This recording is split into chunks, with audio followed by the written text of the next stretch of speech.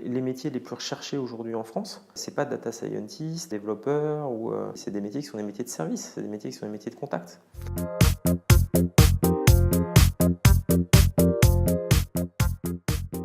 Donc, je suis Stéphane Distinguin, le fondateur de Faber Novel. Je ne sais pas tout à fait si on invente l'avenir. Je pense que être entrepreneur, c'est savoir aussi identifier ce qui se prépare, ce qui avance, le besoin, l'envie. Se dire que le futur est déjà là, je trouve que c'est une saine humilité.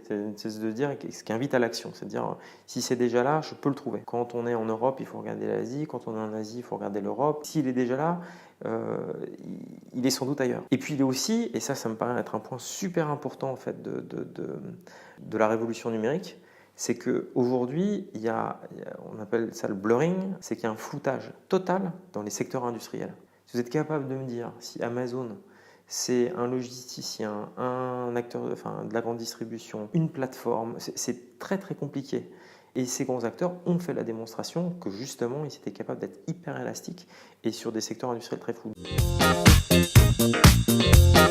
Il y a plein de choses qui sont hyper positives, mais en même temps, il y a une peur très forte de décrochage, de perte, et qui pour moi est très liée à l'accélération, parce qu'on est dans un domaine, ces derniers temps, tout s'accélère, on a l'impression que tout s'accélère. Cette accélération, ce qu'elle a d'inquiétant, c'est quand elle accélère les inégalités. Et c'est ce qu'on voit tous. C'est Warren Buffett qui en parle souvent et qui parle de loterie ovarienne. C'est vrai que en fonction de là où on vit et de la famille dans laquelle on est, c'est vrai que à l'échelle du monde, on a plus ou moins de chances de devenir patron de Google ou de rester en fait à vivre dans un bidonville quelque part. C'est aussi comment est-ce qu'on permet à des acteurs de l'économie dite traditionnelle d'avoir un rapport équitable à ce futur. Parce que si demain les grandes entreprises, les grandes plateformes numériques captent toute la valeur et que les entreprises qu'emploie votre cousin, votre tante mettent la clé sous la porte, ça sera un peu trop tard pour en fait gérer justement à se battre contre ces inégalités.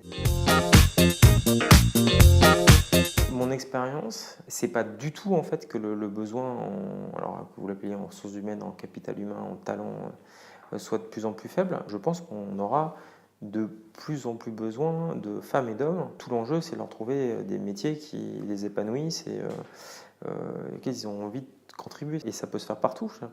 Les métiers les plus recherchés aujourd'hui en France, c'est pas data scientist, développeur, ou des métiers qui sont des métiers de service, c'est des métiers qui sont des métiers de contact.